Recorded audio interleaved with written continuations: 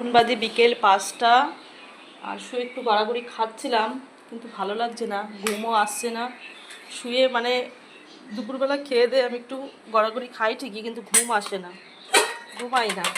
আগে যাও একটু মানে ঘুম আসতো, মেয়ে চলে যাবার পর থেকে সত্যি কথা বলতে কী বলতো, মানে এরকম হয়েছে, মানে চোখ বন্ধ করে থাকলেও ঘুম আসে না। রাতেও কত রাত হয়ে যায়, 1টা 2টো মাঝে মাঝে হয়ে যায়, মানে ঘুম আসে না। আর মনে যদি কারো শান্তি না থাকে তো কিসের খাওয়া, কিসের ঘুম সত্যি। তার মধ্যে ছেলেরও কালকে ভীষণ রাতে জ্বর এসেছিলো, আর ছেলে খায়ও নি, সেই সকালে একটু দুধ খেয়েছে আর ওষুধ মানে খাইয়েছিলাম, ওই খাওয়াই রয়েছে। কতবার বললাম যে চল আমি একটু খাইয়ে দিই, কিন্তু না, খেলো না।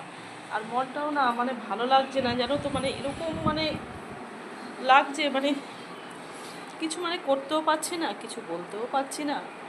এবার আমার জায়গায় যারা আছে বা যারা এরকম মানে সন্তানদেরকে হারিয়েছে, সেই মায়েরাই সেই ফিলটা করতে পারবে যে একটা সন্তান হারানোর শোকটা কী। কিচ্ছু ভালো লাগে না। একটা বছর, 1 বছর 7 মাস হয়ে গেল, মেয়েটাকে চোখে দেখি না। 1 বছর 7 মাস, দেখতে দেখতে 1 বছর 7 মাস হয়ে গেল, মেয়েটাকে চোখে দেখি না।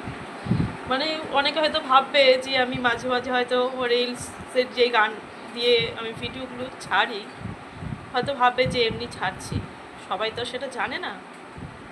কিন্তু সেটা যে আমার জীবন কাহিনী, আমার কপালটাই যেরকম পোড়া কপাল তৈরি হয়ে গেছে, অনেকে ভাববে হয়তো আমি ছাড়ছি, অনেকেই যেরকম করে। কিন্তু না, যতই যেটাই করি সেই জায়গাটা না শূন্য, কিচ্ছু ভালো লাগে না। তো বন্ধই 1.5 বছর রেখেছিলাম, কিন্তু মানে কি বলবো আমি, কিছুই ভালো লাগছে না, কিছুই ভালো লাগছে না।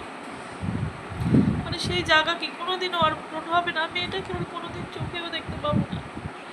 সারাক্ষণ আমার মন বলে যে আমার মেয়েটা আসবে আসবে, কিন্তু